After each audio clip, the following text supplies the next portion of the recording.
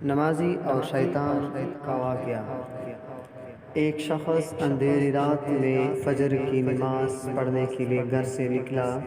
اندھیرے کی وجہ سے اسے ٹھوکر لگ گئی اور وہ منہ کے بل کیچڑ میں گر گیا۔ کیچڑ سے اٹھ کر وہ گھر واپس آیا اور لباس تبدیل کر کے دوبارہ مسجد کی طرف چل دیا۔ ابھی چند قدم ہی چلا تھا کہ دوبارہ اسے ٹھوکر لگی اور وہ دوبارہ کیچڑ میں گر گیا۔ کیچڑ سے اٹھ کر وہ پھر دوبارہ اپنے گھر گیا، لباس بدلا اور مسجد جانے کے لیے دوبارہ گھر سے نکلا۔ جیسے ہی وہ اپنے گھر سے باہر نکلا تو اس کے دروازے پر اسے ایک شخص ملا جو اپنے ہاتھ میں روشن چراغ تھامے ہوئے تھا۔ چراغ والا شخص چپ چاپ نمازی کے آگے مسجد کی طرف چل دیا۔ اس مرتبہ چراغ کی روشنی میں نمازی کو مسجد پہنچنے میں کسی دشواری کا سامنا نہیں کرنا پڑا۔ وہ خیریت سے مسجد پہنچ گیا۔ مسجد کے دروازے پر پہنچ کر چراغ والا شخص رک گیا۔ نمازی اسے چھوڑ کر مسجد داخل ہو گیا اور نماز ادا کرنے لگا۔ نماز سے فارغ ہو کر وہ مسجد کی طرف باہر آیا تو چراغ والا شخص اس کا انتظار کر رہا تھا تاکہ اس نمازی کو چراغ کی روشنی میں گھر چھوڑ کر آئے۔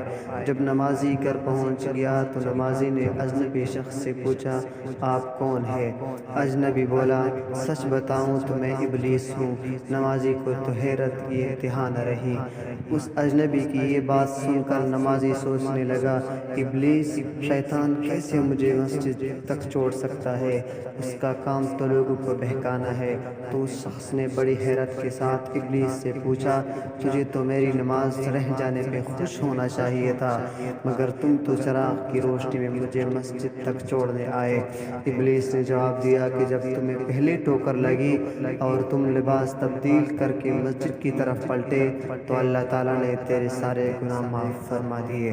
جب تمہیں دوسری ٹھوکر لگی تو اللہ تعالیٰ نے تمہارے پورے خاندان کو بخش دیا، جس پر مجھے فکر ہوئی کہ اگر اب تمہیں ٹھوکر لگی تو اللہ تعالیٰ کہیں تمہارے اس عمل کی بدولت تمہارے سارے گناہوں کی مغفرت نہ فرما دے، اس لیے میں چراغ لے کر آیا ہوں کہ تم بغیر گرے مسجد تک پہنچ جاؤ۔ اس شخص نے جیسے ہی یہ بات سنی تو اس نے اللہ تعالیٰ کی بارگاہ میں اپنا سر جھکا کر اللہ کا شکر ادا کیا۔ دوستو، یہ ہے ہمارے